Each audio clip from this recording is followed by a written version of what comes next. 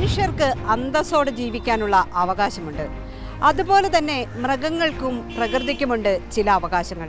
ഇത്തരം അവകാശങ്ങൾ പലപ്പോഴും വകവെച്ചു കൊടുക്കുക കോടതികളാണ്. ഇത്തരമൊരു ഇടപെടൽ സുപ്രീം കോടതിയിൽ നിന്നും അടുത്തുണ്ടായി. അതേക്കുറിച്ചാണ് കോഡ് ഇന്ന് പരിശോധിക്കുന്നത്.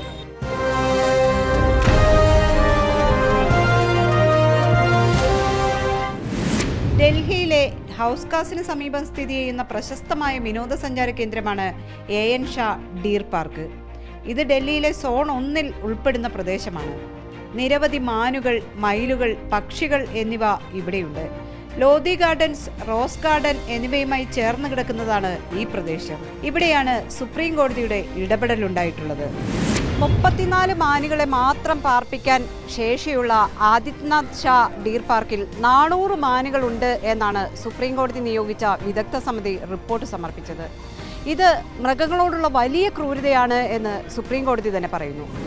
പാർക്കിലുള്ള മാനുകളെ ഉടൻ തന്നെ വിദഗ്ധ സമിതി കണ്ടെത്തിയ ഫോറസ്റ്റ് റേഞ്ചിലേക്ക് മാറ്റണമെന്നാണ് ജസ്റ്റിസുമാരായ വിക്രം നാഥ്, സന്ദീപ് മേത്ത എന്നിവരുൾപ്പെട്ട ബെഞ്ചിന്റെ ഉത്തരവ്. ഡീർ പാർക്കിന്റെ പ്രവർത്തനത്തിൽ ഡൽഹി ഡെവലപ്മെന്റ് അതോറിറ്റിയുടെ ദീർഘകാലമായുള്ള അവഗണനയ്ക്കെതിരെ ഹർജികൾ എത്തിയെങ്കിലും ഡൽഹി ഹൈക്കോടതി ഇതിൽ ഇടപെട്ടില്ലെന്ന ആക്ഷേപമുണ്ട്.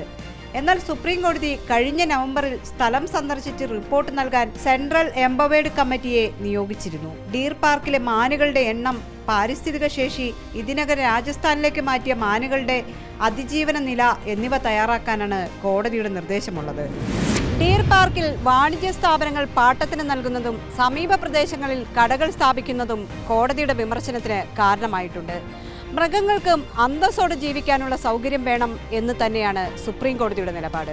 ഡീർ പാർക്കും ഹൗസ് കാസ് തടാകത്തോട് ചേർന്നുള്ള ഡിസ്ട്രിക്ട് പാർക്കും റോസ് ഗാർഡൻസും ന്യൂഡൽഹിയിലെ ഏറ്റവും വലിയ ഹരിത പ്രദേശങ്ങളിൽ ഒന്നാണ്. മലിനീകരിക്കപ്പെട്ട തിരക്കേറിയ മെട്രോപൊളിറ്റൻ ഡൽഹിയിൽ ശുദ്ധവായു പ്രദാനം ചെയ്യുന്നതിനാൽ ഡൽഹിയുടെ ശ്വാസകോശം എന്നാണ് ഈ പാർക്കിനെ വിളിക്കുന്നത്.